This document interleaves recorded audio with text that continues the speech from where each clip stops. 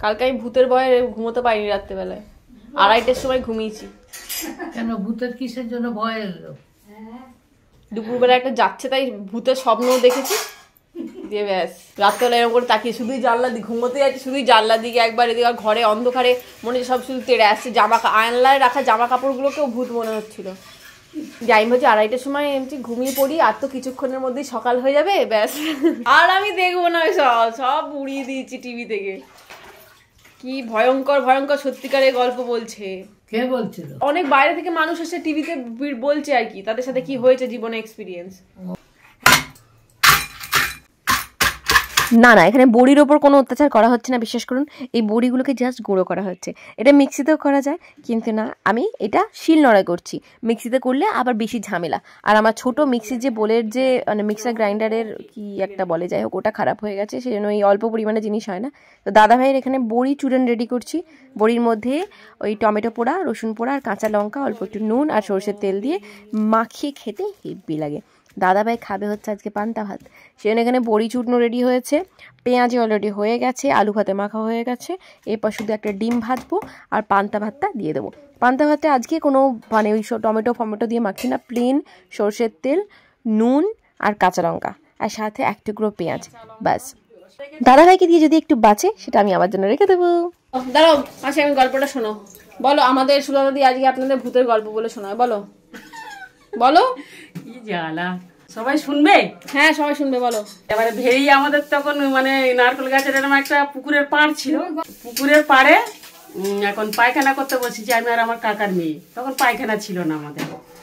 এবারে পুকুরের ওপারে ও আড়াই আর আমরা এই আড়াই বসে আছি। এবারে একজন সাদা শাড়ি পরে কাকে যেন ঝুড়ি আছে, ঝুড়িটা নিয়ে ঘুটে খুলছে। ভেবে আমি ভাবছি যে ঘুটে খুলছে। আর কাকার মেয়েও আমাকে বলেনি, আমিও কাকার মেয়েকে বলিনি, দুজনের পাশাপাশি পায়খানা করছি। এবারে আমার কাকার মেয়ে চুপ করে দেখছে, আমিও দেখছি। আমি বাবা, ঝুড়ি কাকে কে ভবর মা নাকি ঘুটি খুলছে। তখন আমার কাকার মেয়েও ভাবছে বাবা, বাবুর মা কি মরে গেছে এখন? ভবর মা না, এখনো আছে, বেঁচে আছে। ভবর মা ঘুটে খুলছে, কে সাদা শাড়ি, আবার কেন ওনার বর আছে সাদা শাড়ি পরে আছে কেন রাত্রেবেলা? আবার বলি তো পায়খানায় গেছিল সাদা পাড়ে, আর রাত্রেবেলা ঘুটে খুলছে। সন্ধ্যে তখন ভরা সন্ধ্যাবেলা। ও বাবা, যত ওরম মনে মনে করছি বসে আছি, তত পুকুরের খোলের দিকে নেমে আসছে। হ্যাঁ, নেমে আসছে, তখন বাবা গো বলেই ওর কেটে দৌড়। কেন, ওটা তো অন্য কেউ হতে পারে। না, কেউ না, এমন জায়গায় অন্য কেউ সেখানে যাবে না, পুরো ফিট সাদা শাড়ি। আর হতেই পারে বিধবা মানুষ, আগেকার দিনে বিধবা মানুষ রাত্রেবেলা বিধবা মানুষ ঘুরে খুলছে। তারপরে আমার মাকে শাকচুন্নি, আমার মাকে এসে এবারে ছুটে এসে উঠোনে পড়েছি, না জল ছচপচ কিছু করিনি। হ্যাঁ, আর তখন তো খুব বড় নয়। এবারে দুজনে গিয়ে উঠোনের মধ্যে ঝাঁপিয়ে পড়েছি। এবারে আমার মা বলে কি হয়েছে, আমি এই ব্যাপার। বলে তা দৌড়চ্ছিস কেন? দৌড়লে তো ওরা ফেলে দেবে, ফেলে দিয়ে চেপে ধরবে। এবারে আমার কাকার মেয়ে বলে আমিও দেখছি, আমি ভাবছি যে তুই মনে হয় দেখতে পাসনি, তোকে বললে ভয় পাবি। আর আমিও ভাবছি যে হয়তো আমার কাকার মেয়ে দেখে ভয় পাবে, বলবো না বলে চুপ করে আছে। আর যখন দেখছি ও তত পুকুরের খোলের দিকে নেমে আসছে ঝুড়িটাকে নিয়ে। যদি অন্য লোক হয় তা সে পুকুরের খোলে নামবে কেন? সে তো জল আছে, হয়তো পায়খানা করতে এসছে। তার বাবা জল তো, আর পুকুরের নিচে নামবে বলো? হয়তো গোবর পায়খানা করে একবারে গোবর পুকুর তুলে নিয়ে চলে যাবে। সেখানে তো ঘাট নেই রে বাবা, ঘাট থাকলে না বুঝতাম যে ঘাটে নামছে, হয়তো কেউ চান। ঘাট নেই, শুধু শুধু পুকুরে গোল করে পুকুর করা, সেখানে পুকুর ডাক দিলে না, কে গো করলে না? না বাবা গো বলে ছুটিছি পাই করে। সারা দিলে খারাপ।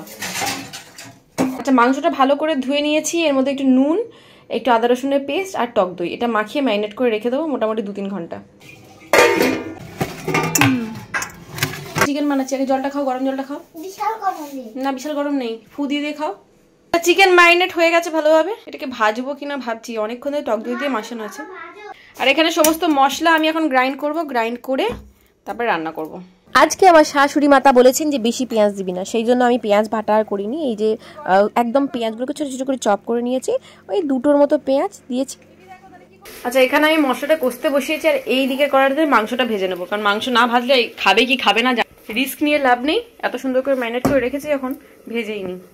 একদম তীব্র গরম করতে হবে যাতে চিটে না যাবে, না হলেই মাংস লেগে যাবে তলা।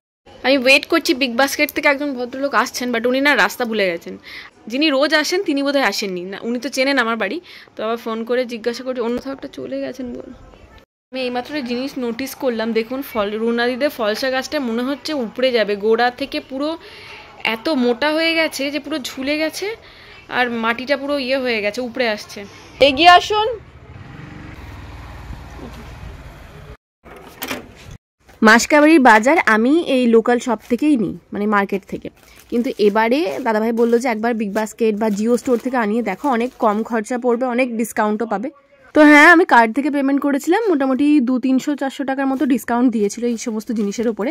খারাপ না, মানে যা মার্কেট রেটে আমি নিই তার থেকে কম রেটেই পেয়েছি। তো জিনিসগুলো যদি কোয়ালিটি ভালো হয় তাহলে নেক্সট টাইম থেকে এখান থেকেই আনাবো। এখানে চিকেন অলমোস্ট কমপ্লিট, ঠিক আছে, আর একটু কষা কষা মতো করবো, সেদ্ধ হয়ে যাক ভালো করে। 2 পিস আলুও দিয়ে দিয়েছি, আলু ছাড়া কি চিকেন হয় বলুন তো। আর মাসকাবাড়ির জিনিসপত্রগুলো দিয়ে গেছে, ওটা আমি এখন গুছিয়ে নেবো। একটা করতে করতে কালকের চিন্তা, এই যে মটরগুলো আছে এগুলো ভিজিয়ে দিচ্ছি, কালকে ঘুগনি হবে। দিয়ে দেওয়া মশলা যাও, তখন তো মশলা জুটবে না।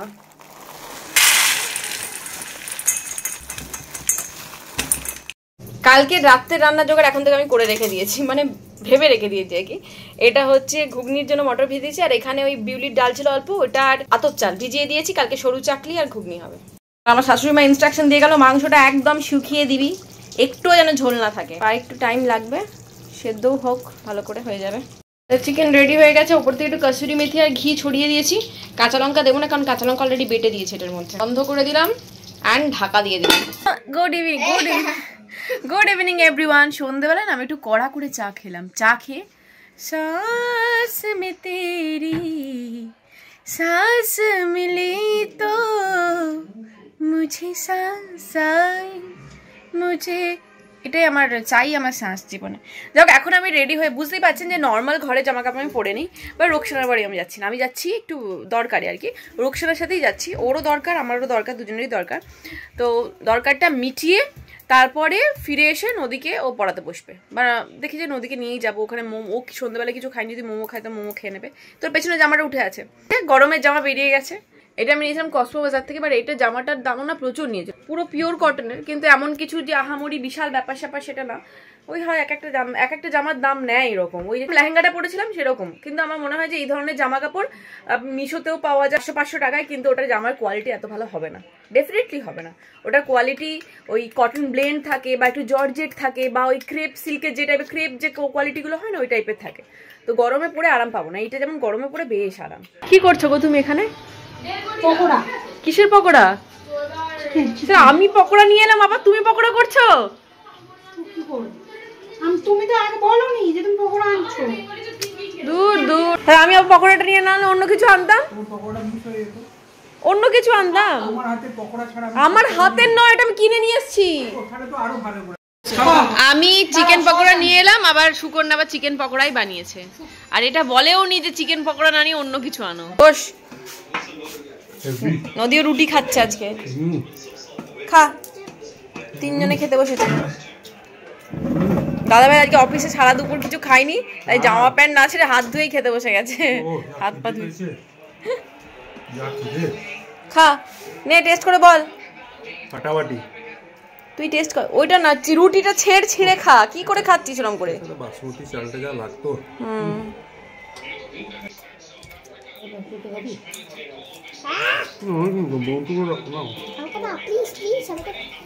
আস্তে আস্তে ভালো করে খাও। একটু জল দিয়ে যাবো কি গ্লাসে? একটু পরে এখন শুরু করবি। এই 2 দিন মিস্টার মুখার্জি বাড়ি ছিল না, ছিল গুয়াহাটিতে, আজকেও ফিরছে, তো সেই জন্য আমি একটু ওয়েট করছি, ঘুমাবো না, ওকে খেতে দিয়ে তারপরে ঘুমাবো।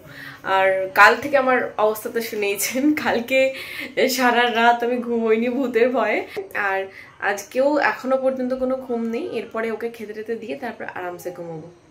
এখানে 2টো বাটিতে ভেজানো হয়ে গেছে, এখানে ড্রাই ফ্রুটস ভিজিয়ে দিয়েছি, আর এখানে ভিজেছি আমার মৌরি, মেথি আর জিরে জল। এটা কালকে সকালে খালি পেটে আমি খাবো।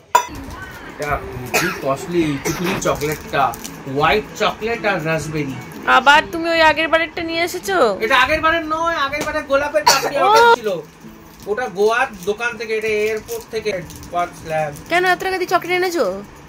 খেয়ে দে কাজে দেয়, এটা 750 টাকাটা আমাকে দিলে কাজে দিত আমি। খাও এরকম করে, দেখ বন্ধু একবার খেয়ে মামামো এরকম করে খেয়ে এরকম করে।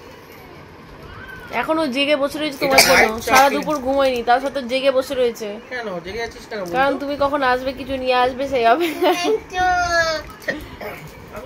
এই হচ্ছে সেই চকলেট যেটা অর্ধেক খাওয়া হয়ে গেছে, হোয়াইট রাসবেরি।